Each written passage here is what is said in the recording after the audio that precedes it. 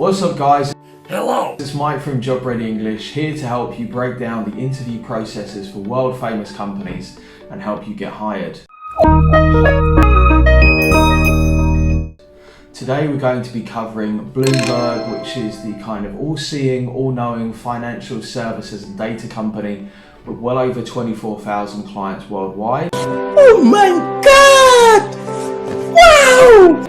It's a privately held company, so we don't know too much about their earnings and revenue, but it's reported to be somewhere in the region of $10 to $11 billion.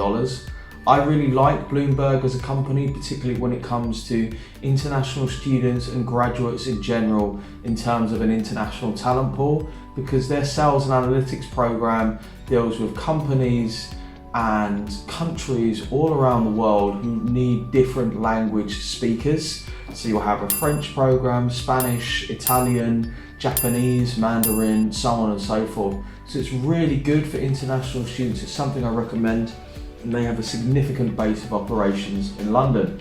So what we're going to do today is we're going to cover the format of the interview, some questions that could come up, and some things to think about. I'm going to do something which is a little bit irregular. I'm going to talk a little bit about Bloomberg and the products that they offer, because this is certainly something that's going to come up. And this is something that's fresh in my mind as we've just had a client go through this process. If you like this video, then please don't forget to like, subscribe to the channel for new videos every week, and also drop us in the comment down below. The reason why we're making this video is our community voted for this video, so it does matter. You can get involved, you can influence the content that we make. I got you, homie! Okay, so let's jump into the format of the interview. So it's going to be a Hirevue interview. You can expect 7 to 9 questions, always depending upon the position, and there'll be 90 seconds to prepare, and irregularly you will get an unlimited 90 seconds to answer, and irregularly you will get unlimited time to prepare. So you might get a question and go, oh. And then you could literally go off, jump into Google, figure out your answer, and then record it, which is unique. We've never come across this before. I've certainly never, in the 20 or so past the interview videos that I've done, I've never covered a company that is like that. You might get the chance to redo the video, but not unlimited preparation time. So that's the format that we're looking at, quite a friendly format, particularly for those of you who are ill prepared. So what are the likely questions that we're looking at? Definitely why Bloomberg, and I want to dig into this a little bit more. So you already know what I'm going to say, 3 to 5 key facts. You can find that out in our Skillshare video, in our Past the Interview Skillshare video, and Killer Cover Letter Skillshare course. But what I will say is really dig into the product. So Bloomberg are looking for people who want to stay and who understand the products that they offer.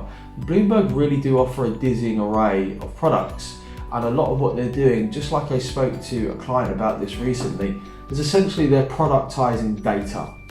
So they have this vast amount of data which they're pumping out to 24,000 clients through their terminal, which is the product that they're really ubiquitous for. In terms of, when you think about McDonald's, you think about burgers. When you think about Bloomberg, you think about the terminal. So that used to generate over 90% of their revenue. But what Bloomberg have been doing slowly but surely, because a competitor, there are kind of competitors like Thomson Reuters, but disruption is inevitable, particularly as we pick up the pace of technological acceleration. So Bloomberg very cleverly has, over the past kind of 5-10 years, has been slowly moving away and diversifying. So now terminal revenue only makes up about 75%. The terminal, if you're not familiar with it, companies will pay anywhere from like $20,000 to $24,000 a year, and that provides them with up-to-date information about the financial markets. You might think that that's a lot of money, but if you're a company that's trading in billions every day, then it's just like buying a Mars bar for you. So that's something to think about. The other products they have, like Bloomberg News, Bloomberg Law, Government, VC, Business Functions. To just give you some kind of idea, the subscription for Bloomberg Government Business which is kind of aimed at business owners who want to take advantage of what's happening in government, how they can capture contracts, so on and so forth, or regulatory changes. That subscription starts at about $5,000 a month, right? So it gives you a pretty good idea of how that data can be productized. And they've also got a venture capital arm, they've got a data management firm. Bloomberg are doing a lot of different things, and it would be good for you to know about that. And also thinking about why this role. Well, we have alluded to the sales and analytics role, but again, I want you to think about answering this question in two parts. What will you do? So the first 45 seconds is like, in the sales analytics role, I would do 1, 2, 3, 4. Okay? And then afterwards, why are you good at that? What skills that you have that make you good at this? So for example, for sales analytics, it's very important that you can work with data, and you have worked with data, that you've got client facing skills, that you can speak the language. That's really kind of the most important things. A lot of times when candidates answer this question, they kind of talk about why they're so great, and they miss out the point, which is, what are you going to do? Because if I don't think you understand what you're going to do, then I'm not sure I'm going to give you the job. I mean, you seem cool and all, but you don't really get the gist of what it is that you're meant to be doing. Talking about a recent piece of financial news, this is super important. Of course, Bloomberg are in the thick of that market, and they want people who are also interested in that. You don't have to be an expert, but if you don't like finance and the financial news, Bloomberg's not a company for you.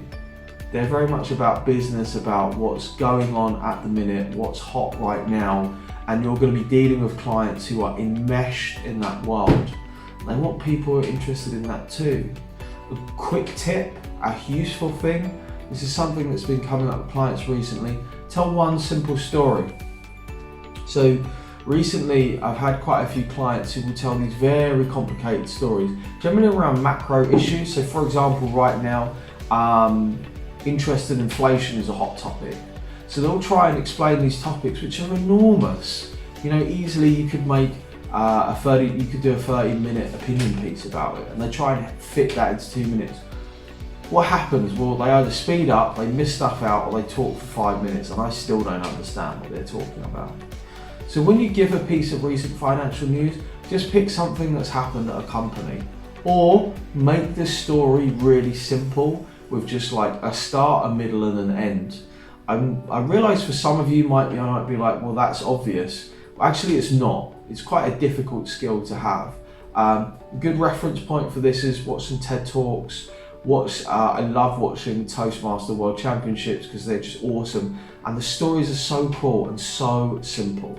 So what's some other stuff that could come up? Well, working in a team. Tell me about a time when you've worked in a team. Why is this important? Because you're going to be working in a team, right?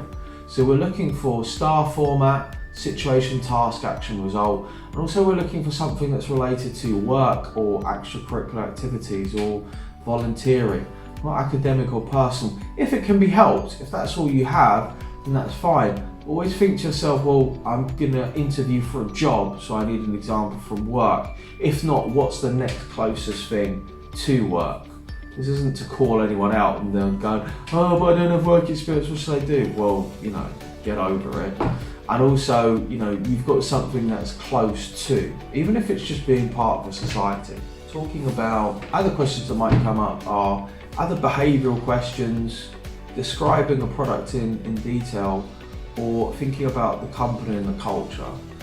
Every company wants to believe that they are hiring staff who are staying long term.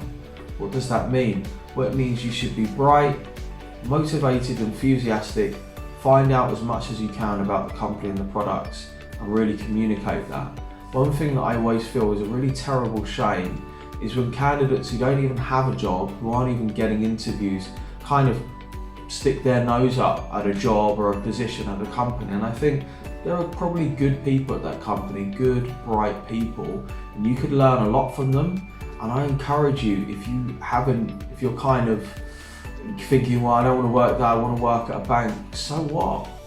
This is a really good opportunity and somewhere to get started. There are a limited amount of positions, I've had really good feedback from clients who've gone to Bloomberg. It's a little bit more mixed on Glassdoor, but this is definitely one you can nail, especially with the unlimited preparation time. Guys, I hope that you enjoyed this video. Don't forget to like the video, drop us a comment down below what you found useful, what video you'd like us to do next, and subscribe for 2 new videos every week. Bye!